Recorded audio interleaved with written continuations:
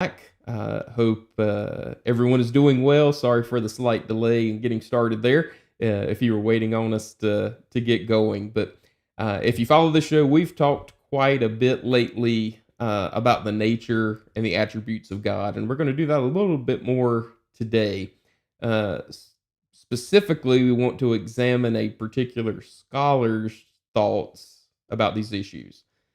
Dr. William Lane Craig is perhaps the most popular Christian apologist and philosopher today, and of course, he's a dear brother in Christ.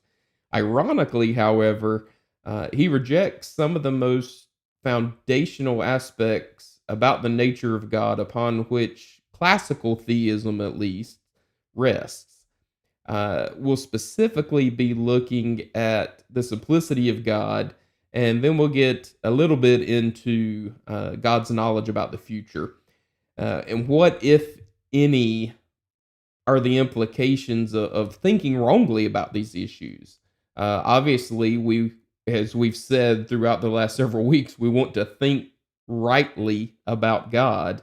And if we're wrong, certainly we want to be corrected, and vice versa. So in this episode, we're going to be joined by Dr. Brian Huffling, who's the director of the SES Ph.D. program. And he also, well, I'll introduce him a little bit more. We'll get into those details shortly. But he's going to analyze Dr. Craig's views on the nature of God. I'm Adam Tucker with Southern Evangelical Seminary, and this is Why Do You Believe?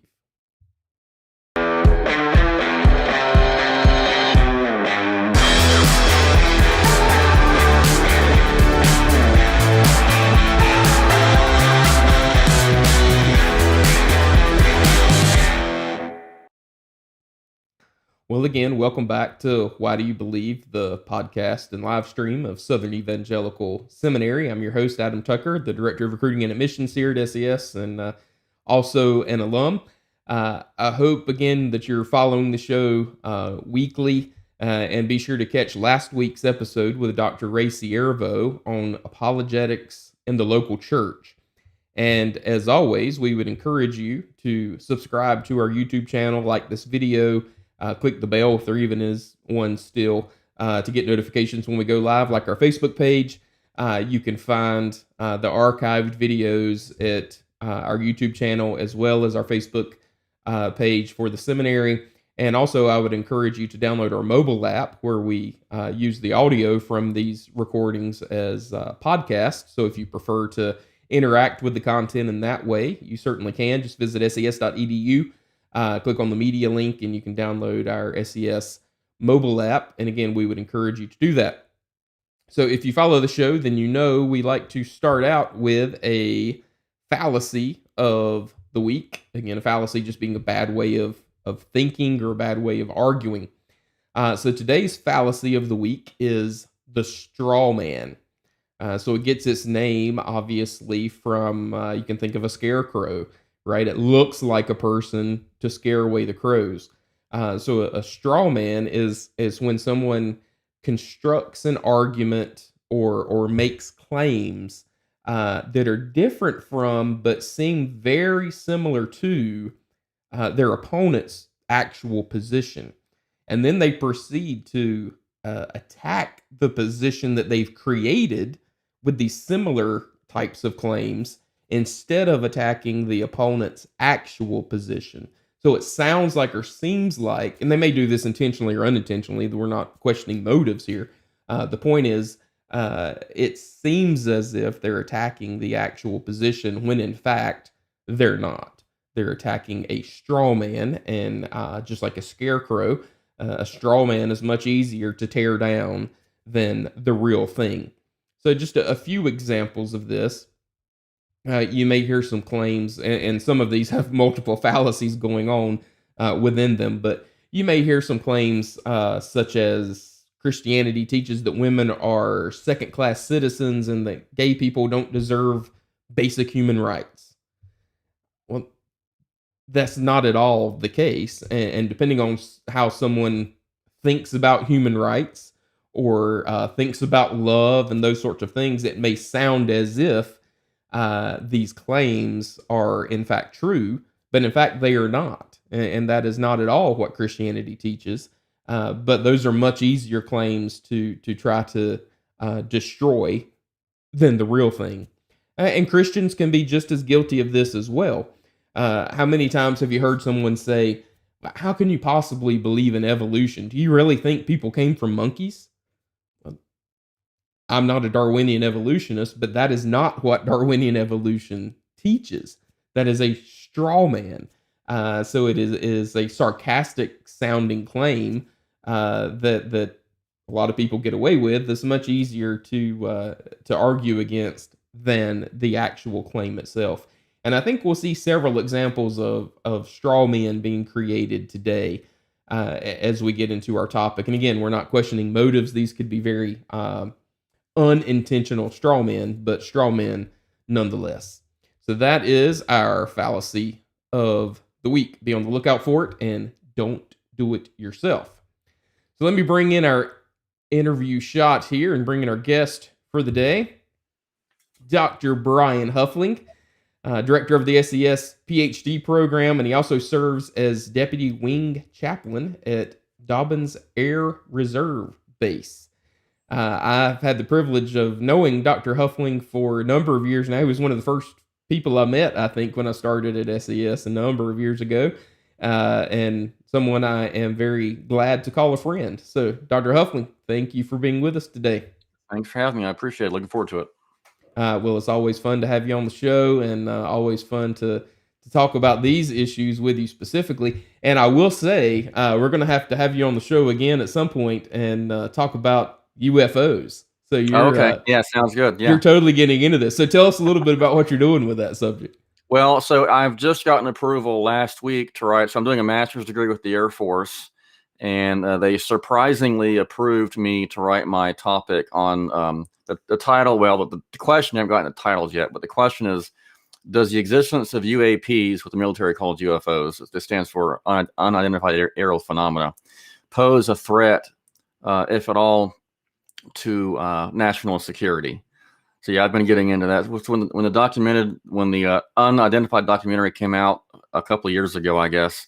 Mm-hmm. I've always liked stuff like I'm in the backyard astronomy and that kind of stuff. So the UFO thing has been interesting, but it's kind of gotten more legitimate in the more recent years for me. So it's been interesting, and so yeah, I'm excited to be looking at that as well. And Doug Potter has been helping me a lot with that. He's really up on that and Bigfoot and that kind of thing. So he's kind of mentored me in those areas, and this has been a lot of fun playing around with that. Nice. And I think I saw this morning that the Pentagon just released some new report or something about.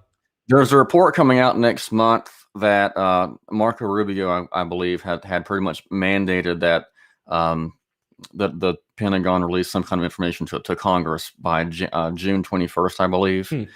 Yeah, and in this past, I think it was August, the what used to be called the Advanced Aerial Threat Identification Program, which is what unidentified is all about, has now become an actual task force with the Navy as of August. So it's got a lot going on with it's been verified in many ways from the DoD and the Pentagon. So yeah, there's some interesting things going on. Not everyone thinks that it's aliens or anything like that, but there's definitely some UFO type stuff. Mm-hmm. Interesting going on. Yeah, we definitely have to do a show on that. That would that'd be cool. Fascinating. Maybe we'll try to do that around Halloween or something like that. Yeah. Awesome. Well, we like to play a little game with our guests before we get started, just to pry into the life and mind of our guests with a series of either or questions that are completely logically fallacious and easy for me to say, and have no bearing on anything whatsoever, but it's fun anyway. So we call it On the Contrary. On the Contrary. Okay.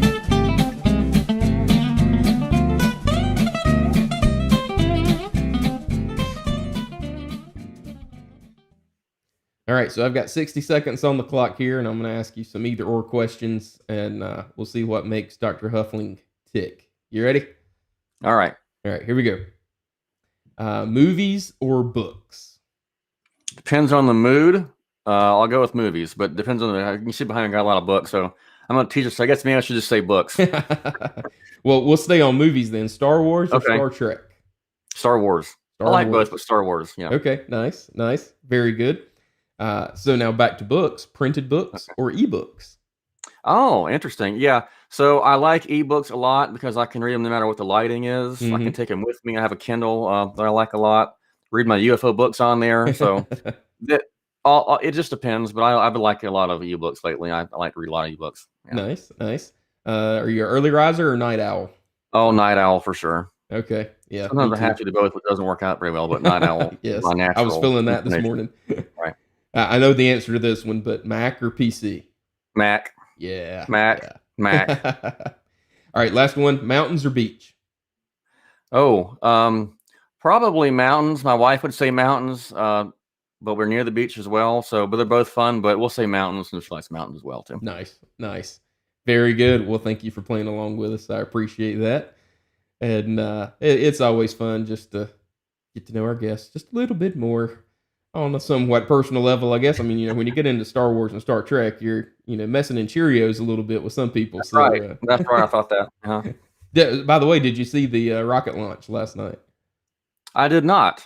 I did not. I'd been out with my boys for I think 3 or 4 nights as they continued to delay it, and then of course it was cloudy last night and we didn't get to see it. But Oh, okay. oh well, maybe next time. All right, so let's jump into the topic at hand.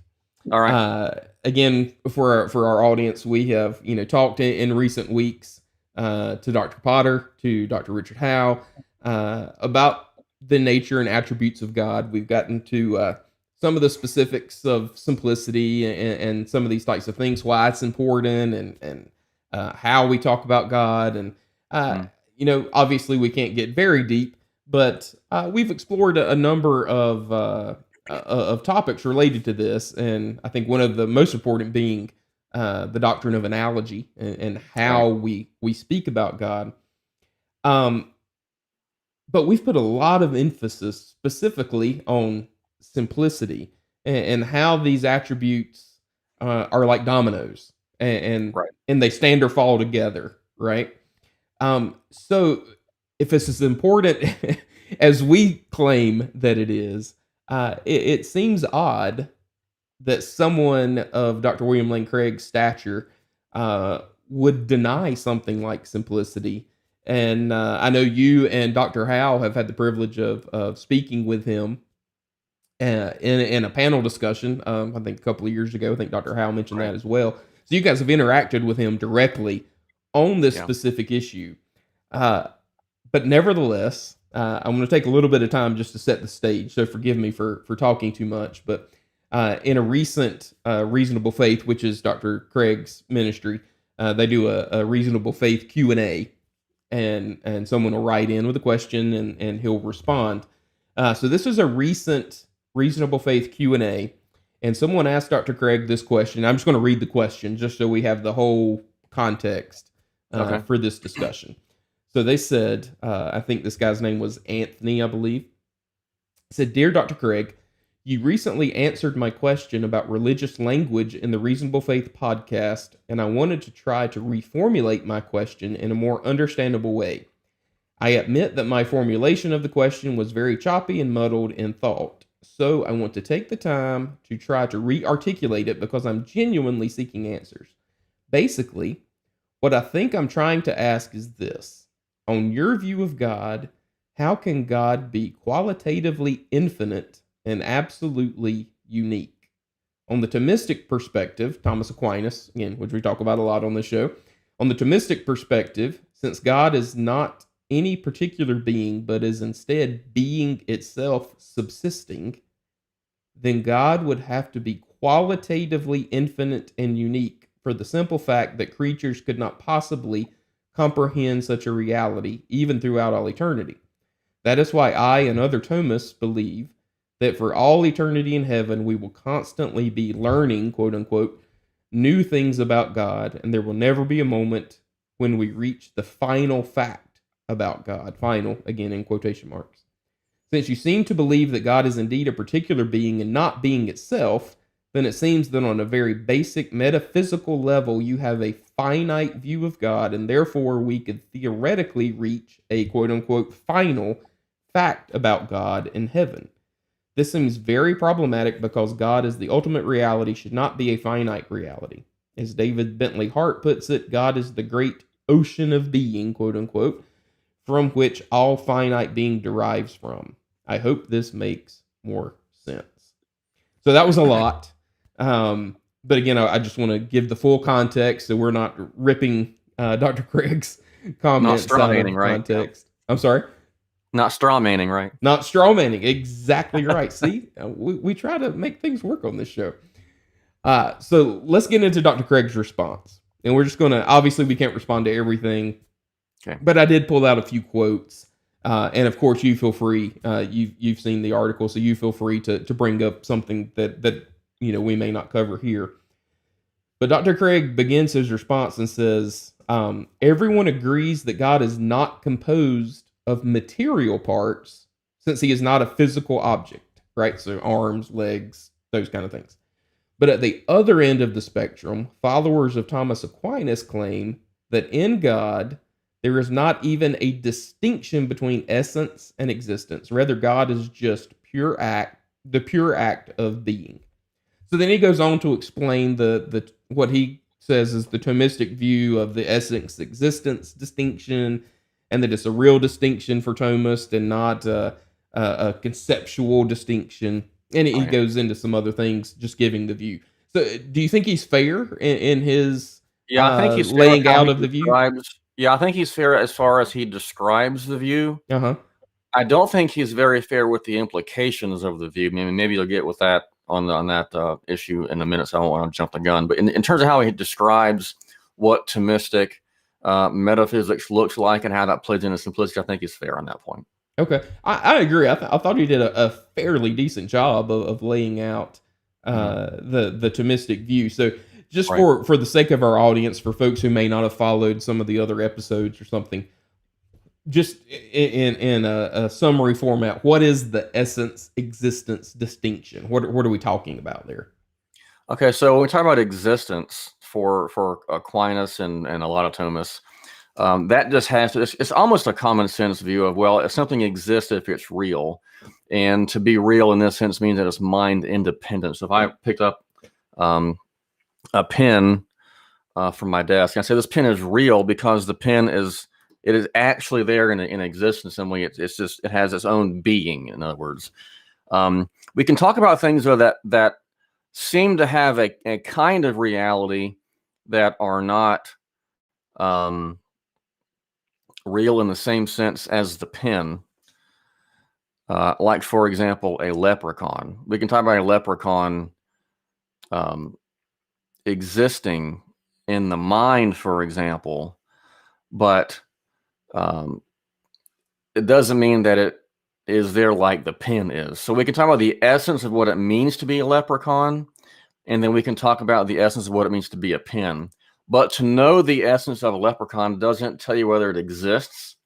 It doesn't have necessary existence. So we can talk about leprechauns or fairies or whatever, and unicorns, and discuss what they are. So I can say what a leprechaun, or I can use the word leprechaun or unicorn, and people know what that means, but that doesn't mean that it exists. And so that distinction is, okay, well, we can discuss essence separate from existence then, in other words. And so, for finite beings, then that there is a combination. Yeah, that's right. So Of these for two things, things right? like the pen, for example, it has an essence, what, just the essence or nature of a pen. And of course, that even in of itself is controversial among metaphysicians, but just for the sake of simplicity, no pun intended, the pen has some kind of nature. It writes. It has some kind of length and everything it writes, and so it also has been given actual existence or actuality or being or whatever you want to call it. And so God could instantiate a unicorn. There's nothing illogical about a unicorn. It's a horse with a horn out of its head, basically. Nothing irrational about that. God could have made that, but he didn't. And it poops rainbows. There you go. But so we have this distinction of, okay, we can tell what it is and whether it is or that it is. And so things that actually exist other than God, things that are finite, have both a nature and actually exist. But because their existence isn't necessary, that they don't have to exist, they're separate. And Thomas, as Craig points out, wants to make not only a conceptual difference, and there is a conceptual difference, but there's also a real distinction that Aquinas talks about. That is between the pen, or you and I, and our actual existence. Because if there's no difference, then the very nature of the thing would be such that it exists necessarily. Well, God can be that, but nothing else would exist necessarily in a finite way, or it would need a cause. It wouldn't be finite. It would be a contradiction. Mm-hmm. And as we've said on previous shows, the difference with God is that his essence just is to exist. Right. His nature itself is being. So our nature itself is not being. So we can lose our being. We can change. We didn't have being, quote unquote, until we were conceived. So yeah, these things go together. My analogy really is like Legos. You got these different parts. And so, yeah, my son really likes Legos, and I did too. So they got this little Lego thing here, right? This little dog, if I can get in there. Well, you got to have these different parts put together by something else. Well, we can think of two of those parts as being essence and existence. Mm-hmm. Now, existence isn't a thing like God walks over and grabs a bucket full of existence. That's not what I mean at all. But we can think of it in those kind of categories. Okay. So that gives us a bit of a foundation to work from. And again, I would encourage our listeners and viewers, if you haven't listened to the previous shows where we got into a little bit more of this, then please go back, check out the YouTube or Facebook page, or download the mobile app like I mentioned earlier. So Craig says this. He says, "Now it is to your credit, Anthony, that you see clearly the radical implications of this doctrine. It entails that God is literally incomprehensible. Aquinas' doctrine thus leads to a profound agnosticism about who or what God is. We can say only what he is not physical, not temporal, not spatial, etc. We can have no positive knowledge of God. Thus it is false that for Thomists, for all eternity in heaven, we will constantly be learning new things about God. On the contrary, if Aquinas is right, we will constantly be learning nothing about God ever." And then he goes on to, unless the beatific vision is a mystical, non-cognitive kind of experience. What do you say to that? Okay, so right until you got up to the point where you said we can't know anything positive about God, I pretty much agree with that. I think Thomas would too. But Thomas himself would disagree that we can't say positive things about God, or that when we, quote unquote, see God in the beatific vision, that we're not learning anything about it. This is where I said the implications I don't think are very fair. And Craig said other things like in his time and eternity, that if simplicity is true, then God can't cause things because there's no relationship there, because that would be an accident, and that would make him not simple. If he says that God can't know or love, these are things that Aquinas clearly thinks that God does and can do, and also be simple. So there are a lot of things I agree with what Bill said there. For example, we are left with a great deal of agnosticism, and that's going to be the case, I think, with any view of God, because we're finite beings, and we're talking about an infinite being. Well, there's no way, even in principle, by definition, we're going to be able to understand an infinite being with our finite minds. So Thomism or no Thomism, simplicity or no simplicity, we're not going to be able to comprehend all of God. So at some point, in some way, there's going to be some level of agnosticism, which means we don't know everything there is to know about God, not about his existence, but about his nature. So I don't see how we can avoid some kind of agnosticism, unless we want to say we know everything about God, and that would be a very big God, right?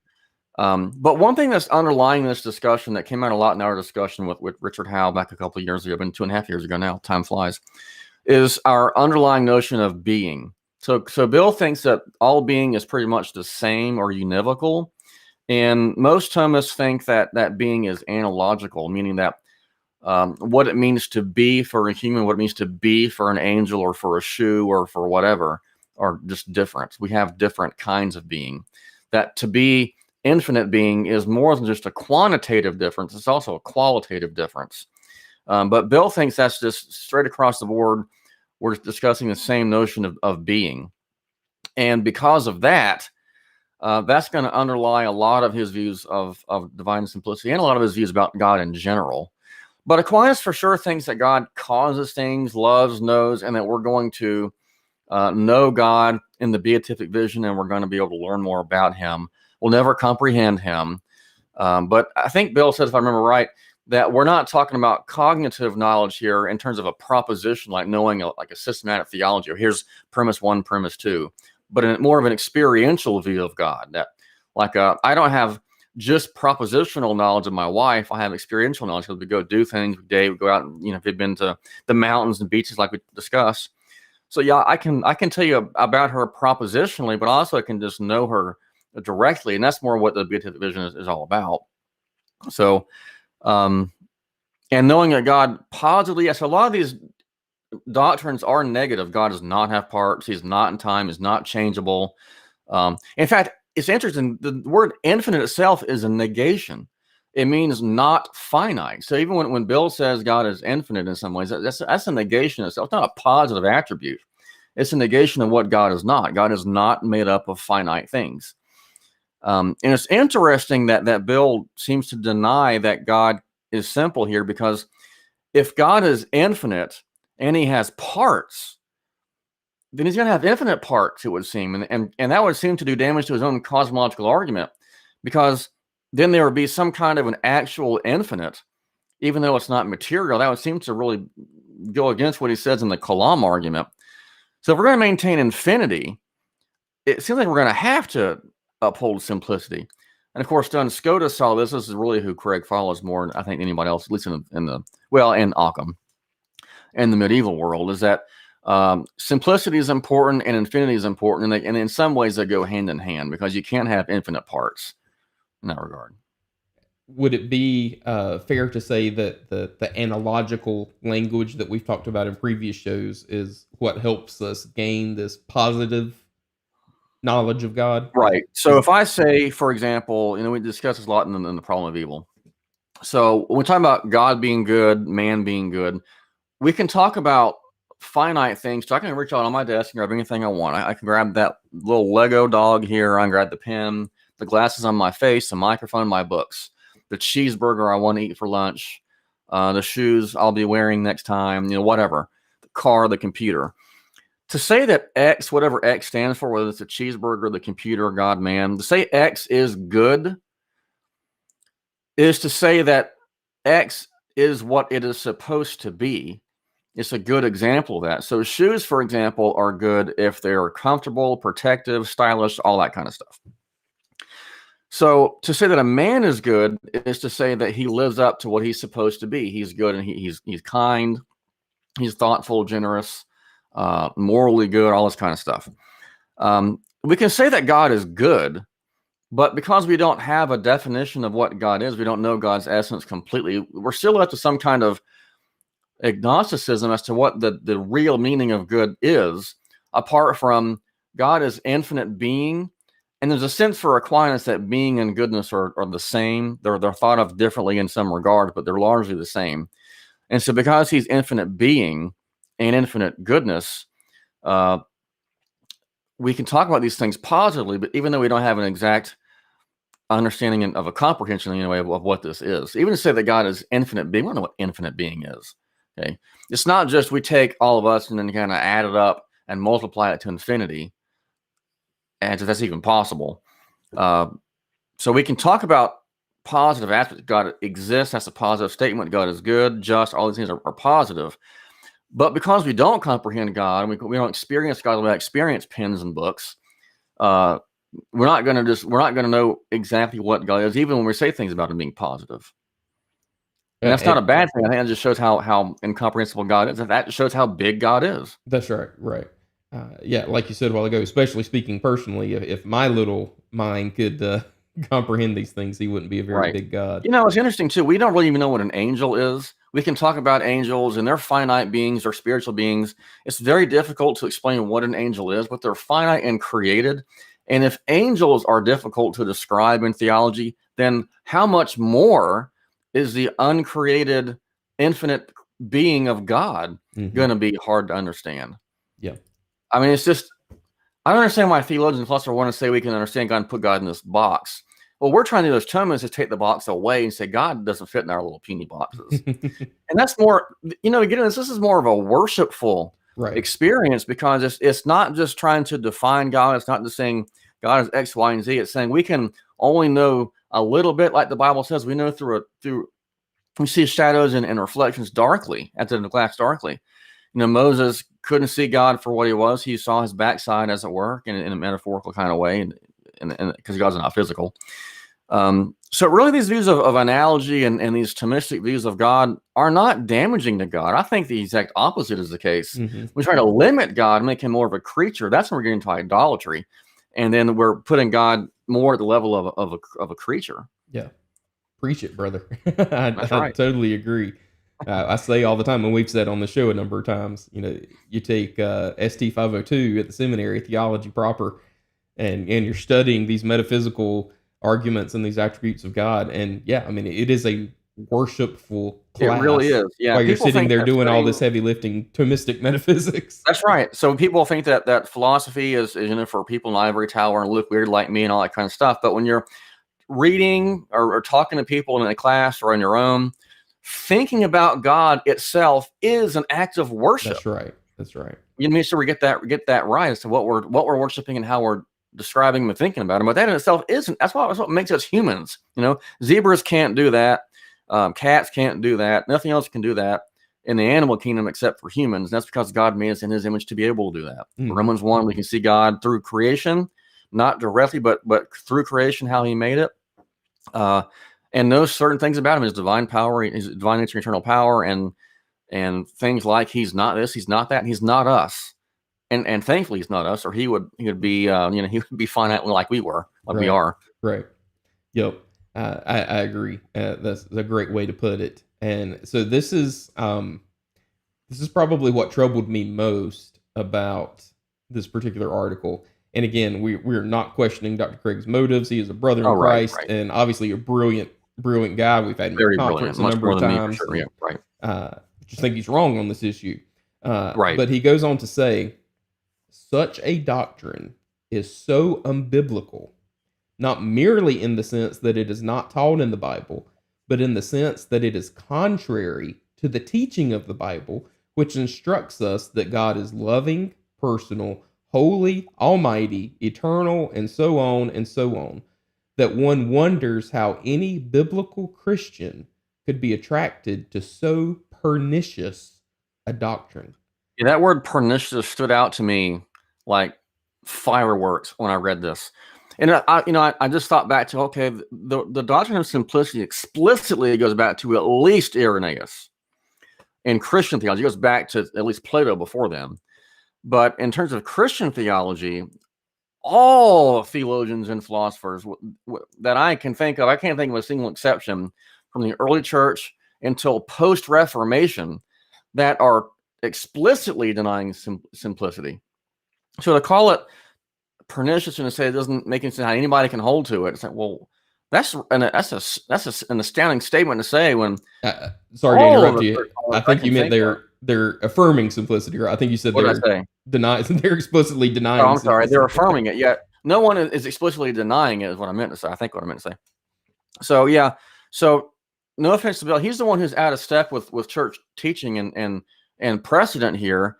Not that would necessarily make him wrong or make him want to change his position, but there's a strong tradition here in favor of divine simplicity. But I think simplicity helps us understand these doctrines even better. So we say that God loves, that God is a person. So when Bill says God does X, Y, and Z, he loves, causes, he's a person. Again, Bill has these very univocal things in view, that for God to be a person is like what it means for Brian Huffling to be a person. Well, that's not what we mean by God being a person. First of all, God is not a person. He's at least tri-personal in terms of he has three persons in his being. But even when we talk about the Trinity, we don't mean that even those persons are exactly like us. There's a great analogy here going on between finite being like persons and God, the Trinity. But the word persons the word person was used in the creeds, and it's not wrong to use that word. but it just is not a one-to-one correlation like I think Bill wants to use it. So, but Bill thinks in order to love, know, cause, etc., it has to be just like human beings. And to say that simplicity is true would mean that God doesn't do it like that. Well, God doesn't do it like that because he's not a human being. He doesn't love like humans do. He loves much greater than humans do. He knows much more. Enough for knowledge for Bill. I heard him say this in our discussion, and it's on my website, his website, on YouTube. For God to know means that God just has knowledge like us, but to an infinite level. It's just a quantitative, not a qualitative difference. And we're getting into what some people have called theistic personalism and getting into views that are more and more in the direction of process theology, where we make God so much like us that he's changing. And Bill denies impassibility. He thinks God's changing. He thinks God's knowledge is changing. He thinks God is in time now. Well, I'm not saying he's a process theologian like Hartshorne and Whitehead, but there's at least characteristics and similarities in view there, and that's dangerous. And we start giving away these classical attributes. All we have left is things that are dangerous. Like what Romans 1 says, when we start giving away the truth, all that's left is something that's false. Mm-hmm. So we're getting away from these classical views and more into these process views. I mean, I know people aren't going to hear me say about Bill Craig, but I think that's the case. If God is changing, learning, because his knowledge tracks, not learning in the same way like we did, but his knowledge is tracking, changing things, therefore his knowledge changes. And he's in a relationship that changes in some degrees. And in some way, he is process. And process theology, to some degree, is true. Not in the sense that he's dependent on the universe like Hartshorne and Whitehead say. But yeah, you start taking away these doctrines, and we're going to start slipping and giving away more and more as we see. Mm-hmm. Yeah, it's troubling, and Very. obviously it's troubling just in the sense that we obviously respect Dr. Craig and his Very work much. and his intellect. He is an extremely brilliant man, much more than me. He's an extremely scholarly, gentlemanly man. He's a very biblical, godly, Christ man, much more than me in all those areas. I told him my own amount. I look up to you. You're a hero of mine, and it really is. I mean, he's shown the world that Christians can be scholarly, can be academic. He's debated people, and as Sam Harris says, he's one of the few that put the fear of God in the atheists. He's a great role model to all of us, and he's a great guy in general. Like I said, we just think he's wrong on this issue and the issues that surround it, which are a lot of issues that surround this topic, right? Because of his underlying view of existence. Mm-hmm. And we'll get into a little bit more of that because that's how he kind of concludes this. But so just a couple of more quotes before that was a good Southern phrase, but a couple more quotes before we get to that portion. And this just blew me away because I know he knows better than this. And I think this is a very good example of a straw man when he says, Thomas's God is more like the ineffable absolute of Hinduism, which is also without distinctions, than the God of the Bible, who reveals himself to us as this and not that. So, or as Thomas, are we worshiping the Hindu absolute, or is that a complete mischaracterization? Yeah, that would be because that God is impersonal through and through. There's different interpretations of that. I'm not going to pretend to be a Hindu scholar, but insofar as it's impersonal and pantheistic and that kind of stuff, then obviously that's not what Thomists mean at all. We do mean God is personal, not like us, because we don't believe in, well, most Thomists don't believe in a univocal view of being. But yeah, it's surprising to hear him describe it like that. He's also described it as kind of the Buddhist abyss, because you can't describe it. You can't give properties. Now, we don't think you can give properties because property would mean that it's composed. So we say the word attributes, or Aquinas use the word names. We can name God or qualify or give him characteristics. So unlike Craig, Thomas believed that God can create and has created, does love, does know, is in a relationship with human beings and creation, just not a one-to-one correlation like we have with the univocal being. Yeah, one thing that stood out to me, goodness, and what is this, 2021?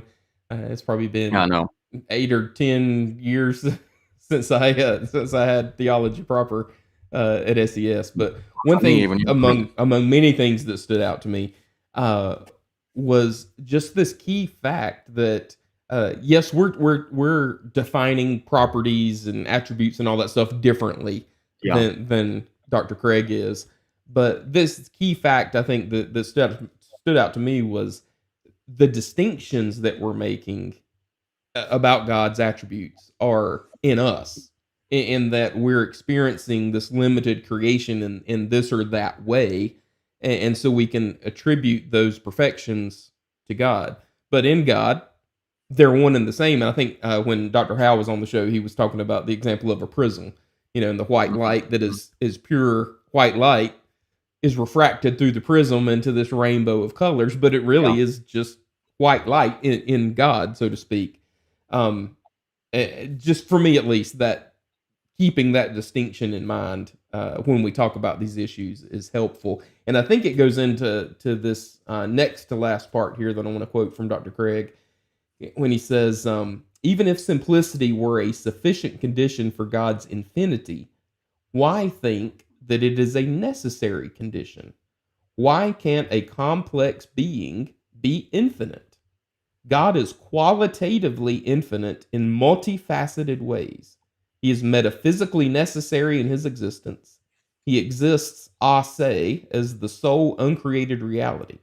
He is omnipotent, omniscient, eternal, morally perfect, the very standard of goodness, and so on. Such attributes are entailed by God's status as the greatest conceivable being. I see no reason at all to think that a non Thomistic God cannot have such a constellation of properties. Are we just talking past each other here? What's going on? In a sense, we are, because Bill's hard to pin down with the word properties, because he even says in his article he doesn't like the word properties. But so he calls himself an anti-realist when it comes to properties. In other words, you don't think that they're like abstract objects. But we can give like the property of anything can be a property of blue like my shirt, property of walking to the car. So he doesn't think there's a problem in saying that God has these properties, but a property for an Aristotelian or a Thomist means that you have a substance that's being modified by some property or an accident, to use the term of Aristotle and even Aquinas. That's why we don't like the word property, because it inherently necessitates composition in parts and denies simplicity. But words like characteristic or name, like Aquinas uses, does not. I don't see how God could be composed of parts and be infinite unless you have an infinite number of parts, in which case there would be an actual infinite, and that will do damage to his kalam, which I don't see how he can maintain both those. Now, maybe he's seeing something I'm not seeing. He also says that he denies, you may be getting to this in a minute, so I might be kind of jumping the gun some, but he says that there's a sense in which all things are simple.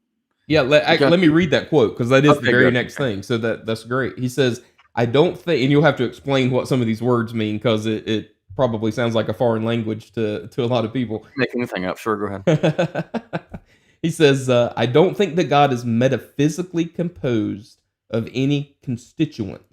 You don't need properties as metaphysically existing things in order to make true predications about God. In that sense, I actually agree that God is simple.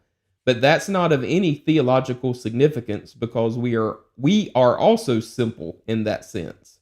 I reject constituent ontologies. So what I take him to mean by constituent ontologies is any kind of makeup that a thing has in terms of its more simple parts. This was where I wanted to go in our discussion back in 2018, and I was really just getting into it when we had to stop. Richard and I were on the defense almost the whole time. We never really got to go ask questions to Bill and to Stephen. But that's what I wanted to ask him to clarify, because it's hard to say that we're not made up of constituent parts. So philosophers like me would say we're made up of things like, well, act and existence. I mean, existence and essence, act and potency, form and matter.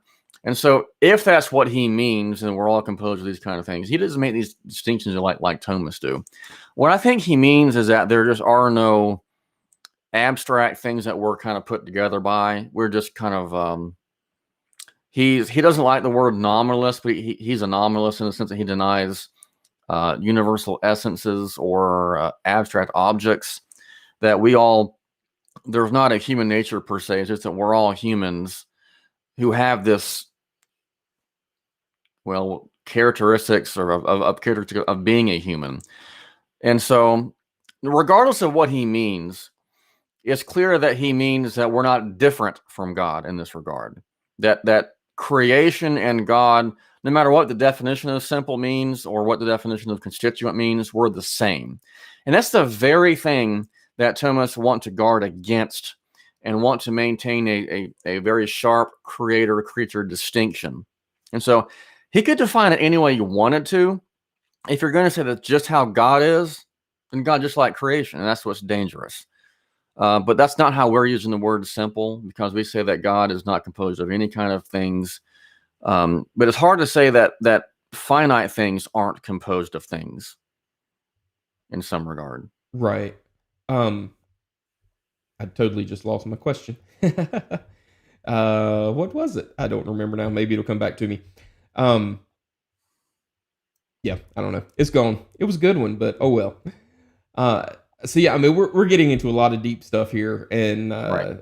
Obviously there's so much more to talk about, and so many rabbits to chase, and all those sorts of That's right. things. That's what makes it so much fun. Yep. Oh well, that's true. That's true. But I must say, I am disappointed in the way that he has characterized the Thomistic position after giving a really, like we said, a really He good does give a pretty explanation. good, yeah, he does explain it pretty well. I think once he explains it and then shows here's what it entails, that's where the disconnect happens. And Yeah. the worry is, to me anyway, is that he does it so quickly, like in Time and Turns, in a paragraph. He has a paragraph Oh wow. rejection of simplicity, or a page, to a doctrine that's been held ever since, like I said, Irenaeus. It's been, almost a couple thousand years ago, roughly. Even more explicitly by people like Augustine and Anselm and Aquinas, of course. Just kind of written off. And the worry here with Bill is that he's so influential on Christian, Right. evangelical Christian thinking, that so many people are reading his books, and they should be. They're good books. But if you don't read Aquinas yourself or read about Thomism, you're just going to say, yeah, that sounds stupid. Why would I hold to simplicity? Well, the church hasn't taught it that way really ever. The characterization. I think there is, I'm not sure if you do this on purpose, there is some straw manning going on here, I think. Yep. With not maybe the explanation of what simplicity is, but what it entails. Right. Because, of course, Aquinas does not deny that God is both simple and also a creator, which was what Bill says we have to deny. Well, we don't deny that at all. Yeah. Yeah. It's interesting, and certainly not to compare Dr. Craig to Richard Dawkins, but Right. Dr. Craig obviously gets the view correct and the implications wrong, whereas but still devotes so little space to it, where Dawkins does the same thing in the God Delusion, but he gets both of them wrong. Right. Yeah, I'm not sure. He says, Bill says about the existence and essence thing distinction well, and describes what being is. I'm not sure. There's a lot more to it than that, so I'm not sure. I'm not saying he hasn't said it. I'm sorry. He's probably said to him more than I have, but it's not quite right. The Thomistic picture is not quite right in terms of what it is, and therefore what it amounts to. Because again, his notion of the analogical view of being is what really is going to make all this tick. Yeah.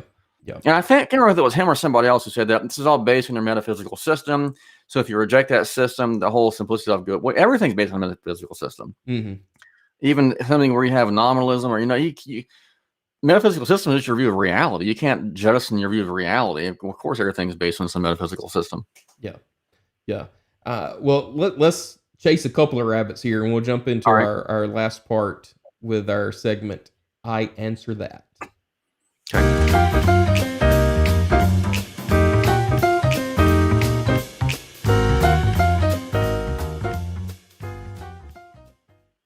So like our secret Thomism game. That's right. Sound there. I like that. We always joke about that at the seminary for everybody watching. That's our Thomistic game. You can have them riding in the UFO next time. That's the only thing you got to change.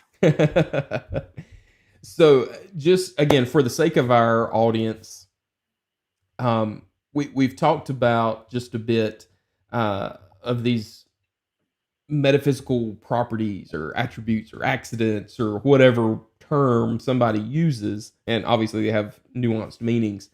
Um, but for the sake of our view as a seminary and Mhm. the Thomistic view that we hold, metaphysically speaking, um, are we saying that? And for the record, I know the answer to this question. I was trained at SES, but for the sake of conversation, are we Right. saying that these properties or these accidents or whatever are actually existing things like abstract objects, or which Dr. Craig is denying, or how are we navigating that space? So we're just discussing finite things right now. Is that right? Sure. Yeah. Yeah. Okay. So we would hold the similar views as Bill Craig, for example, and say that, well, I can look on my screen here and my shirt and the highlighter and see blue. So then does blueness exist? Well, in agreeing with Bill on the fact that, so Plato would think that, yeah, blue exists in some weird way. And so my blue pen, shirt, computer screen all has some kind of relationship to the blue form, the blueness. We would agree with Bill in general in saying that there's no abstract object, no form of blue that we get, but they all have a blue aspect to them. So the universal notion of blueness is taken from our experiencing blue things and abstracting this notion of blueness in our minds and making a universal notion of blue. So we don't think there's this blue thing that there's blue just out there. Not going to just trip on blue out there. Just watch see blue kind of this, drifting or wafting around. We're not going to say. So we're going to agree with him a lot on that. But we're going to differ with the notion of essences, because we also think that humans share an essence, even though there's not an essence floating around. We all have that. It's what makes us what we are, our form. And so again, that's going to be different in our overall metaphysical system, if I'm getting at your question the way you think you want Yeah. me to. Right. Sure. So there's not humanness just floating out there somewhere, like in Right. We Plato's. can abstract the notion of humanity in our minds by looking at different humans, but we do think that we all share a human form in the language of, say, Aristotle and Aquinas. Mhm. That makes us all similar. That's why we can say Christ died for humanity or for humans, because he Right. took on the human nature. Bill doesn't think there is a human nature in that regard, which makes it a little bit difficult to maintain that kind of nominalism. Yeah. So there are actually theological implications Absolutely, yeah, going on here to some of these that's right. philosophical issues. So along those lines, then, just practically speaking, what difference does it make that we have different views than Dr. Craig on simplicity? On simplicity, well, it matters because of our view of God. Most Christians don't even know what simplicity is. Most pastors don't know what it is. And some people say, well, I can go my whole life not know what simplicity is, and it's not going to matter. Well, it might not, in terms of just if you're wanting to just get through life and, go to church and be a good Christian or whatever.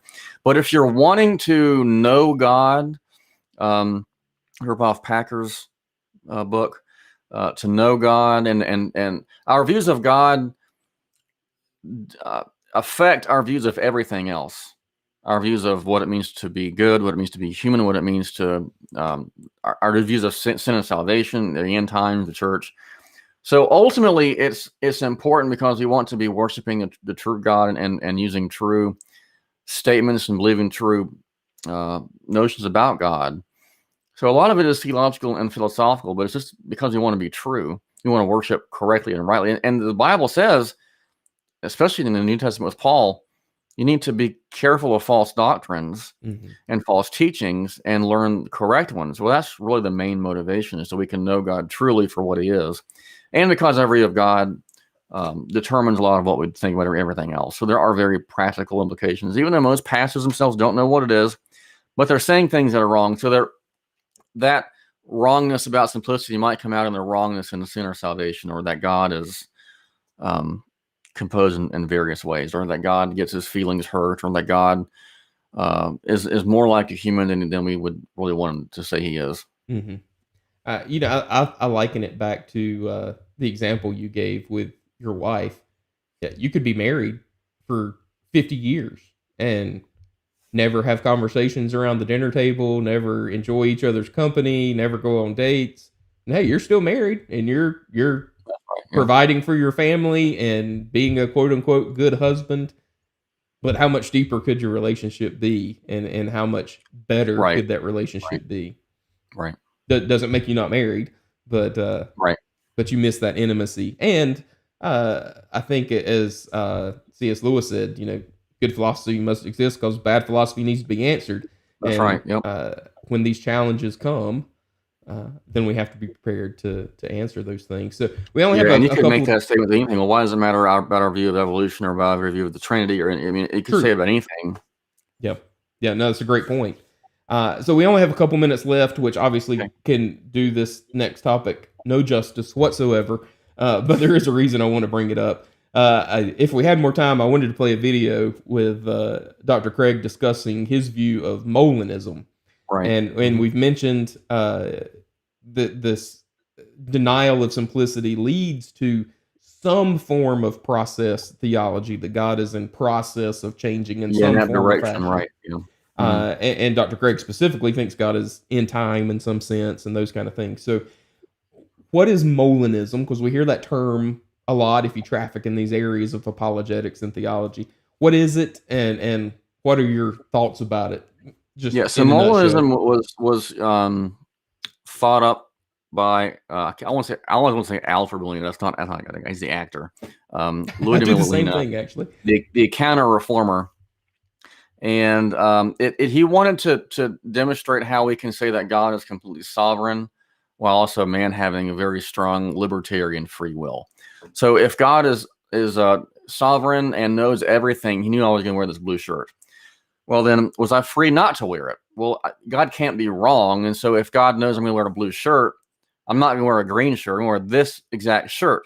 So was I free to wear it or not? Well, Molinism is an attempt to answer that question and saying that God knows everything about himself that's necessary, everything else about necessary truths or whatever you want to say. He also knows about what will happen because he's God, and is also knows in that kind of middle ground what would be called middle knowledge, because it's in the middle of his own natural knowledge, his free knowledge of what things actually are, and the middle knowledge is what things would be. So if God put Peter in a certain circumstance and he wants Peter to deny Christ, then he says, okay, Peter will deny Christ if I put him in these circumstances, and so I'm going to make the circumstances this way so that Peter will deny him freely. That's Molinism. Mm-hmm. And what do you think? I know what you think, but how does that differ from a more Thomistic kind of view How of much God's time do knowledge? I have? Well, if we're just to get simplicity off the table, so if we say that God's knowledge really is distinct in terms of his natural knowledge, his middle knowledge, and his free knowledge, and those are different kinds of knowledge, different parts, then it seems like simplicity is false. Bill wouldn't care about that at all because he doesn't think simplicity is true. So if you don't think, if you're not interested in keeping classical theism going, then those kinds of objections might not bother you too much. Other issues, I would say it's ad hoc. It's hard to say that we can know that Molinism is true, because to say something is true means that it corresponds to reality. So you can't really measure that about reality. We can say that it is a system made up kind of to save God's sovereignty and human free will.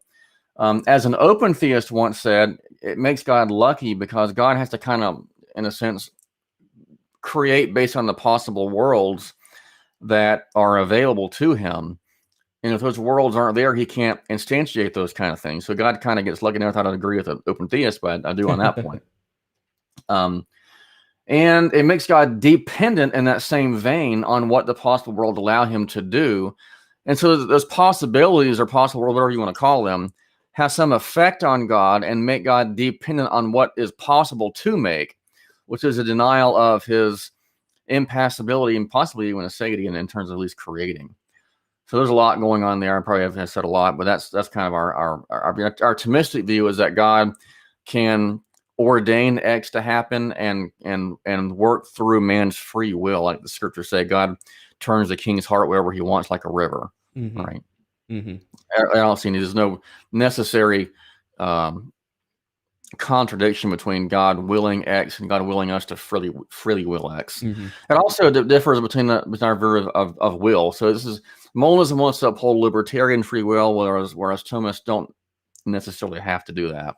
There are different views about the will in Thomism, but if you're not interested in libertarian free will, which I think has a lot of problems in itself, then Molinism isn't even a worry in that regard, because And libertarianism means you can just do whatever you want to do, right? Yeah, you might get different definitions, but basically you can do X or not do X based on just what you want. Mm-hmm. There's no real causal effect on you doing something, mm-hmm. at least not in a deterministic sense. Right. And yeah, so many rabbits to chase about that. But yeah, you're going to chase some of those rabbits, I think, coming up pretty soon, right? You have a class on some of these issues. We have a class on God, Time, and Foreknowledge, right, coming up on June 7th. Yeah, it's an online class that we're going to be streaming. So anybody who wants to take it can sign up for it and take it from wherever you are, and just either just audit and watch it, or be part of the class. And it's Monday through Saturday. If you want to do the work, then it's a few more months after that to get the work done. But yeah, we're discussing all these different views: Molinism, Thomism, open theism, all this kind of stuff. How does God know? How does God how does his foreknowledge work, his providence work, with all this kind of stuff going on? Yeah, that'll be an amazing class. And again, it's one of our modules, which means it's all the classwork is done in a week, so Monday through Friday evening, and then most of the day on Saturday, and that'll start June 7th. You can visit ses.edu to learn how you can apply to take that, whether for credit or audit, as Dr. Huffling said. So where can people go to learn more about what you have going on personally? Well, I have a website, and just my name.com, very original. So brianhuffling.com has some of my blog stuff on there, a little bit about personal stuff on there, not a whole lot yet. I'll probably put more on there. I do have I'm on Twitter. I have a public Facebook page. I'm on there some. Awesome. Well, you're doing great work, and keep it up. I know we'll have you on again, hopefully to talk about UFOs and or whatever their proper 3 letters are now. Fine, yeah, it's the same thing. And also Problem of Evil. You're doing a ton of work with the Problem of Evil right now, and doing a lot of stuff with Dr. James Sturba from Notre Dame. That's right. Yeah, we're having a discussion Wednesday, actually. Yeah. Yeah, and where can we watch that actually? I'll get you the link. Okay. It's going to be if you go on Twitter and just search me on Twitter, I have retweeted it. I'm not sure what the link actually is, but there's a link on there to get to the person's website, or his actually, it's going to be posted. So if you can just hang tight, I think there's going to be a video sent. I don't think it's live. I think it's recorded. Okay, gotcha. And we'll share that on our Facebook page as well. Okay. And again, you'll be debating Dr. James Sturba on the Problem of Evil, which you guys are developing a pretty good relationship, I think. We have. I had him in class. He spoke in my class. He invited me to write an article for a journal he's editing. And yeah, he's a great person to work with. He's a nice guy. Awesome. Well, keep up the good work, sir. Thank you for taking the time to be with us today, and look forward to having you back on. Thanks for having me. I look forward to it too. Take care. You too. And again, that is Dr. Brian Huffling, God, Time, and Foreknowledge, coming up June 7th, 2021. Anyway, if you're listening to this live or sometime shortly after it's posted, and you can visit ses.edu to learn how you can apply for that course. If you're not sure if you want to take a course for credit, for audit, whatever that looks like, whether certificate, degree, we can meet you wherever you are in that journey. I would encourage you to visit degrees.ses.edu/podcast, degrees.ses.edu/podcast. You can download a free ebook to learn a little bit more about what makes SES so unique, our integrated approach to theology, philosophy, and apologetics.